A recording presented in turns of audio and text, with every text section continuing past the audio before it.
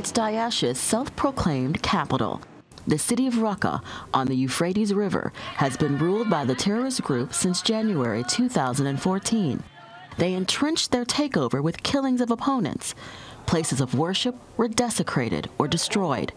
And as the group entrenched itself, activists went underground, with information about daily life in Raqqa becoming increasingly rare.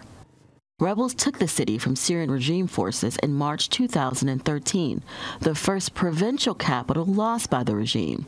Daesh had a presence in Raqqa, but rebels forced them out of the city in early January 2014. But a quick counteroffensive by Daesh put them in control of Raqqa by the middle of the month. By August, Daesh defeated regime forces at the Tabqa Air Force Base, giving them full control over Raqqa province. 2014 was marked by a growing number of atrocities and the kidnapping and murder of foreign citizens. That helped push the United States into creating and leading a coalition against Daesh. The terror group, also known as ISIL, had also declared the creation of an Islamic State, or caliphate.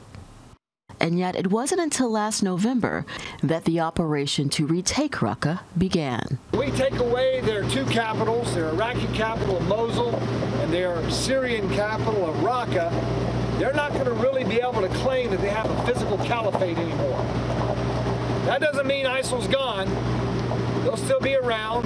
They'll change their nature, but they can't lay claim to having a physical caliphate.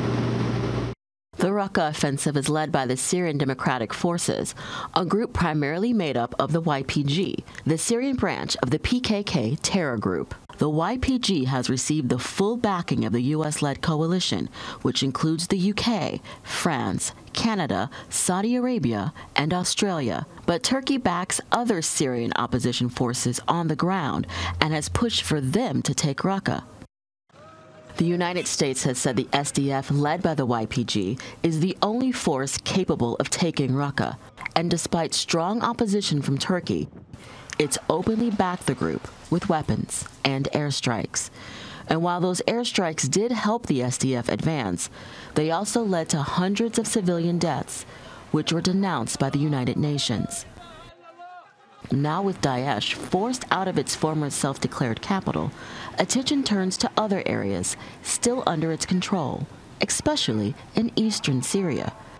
And the race to see which force, the SDF, the regime, or the Syrian opposition, will manage to get there first.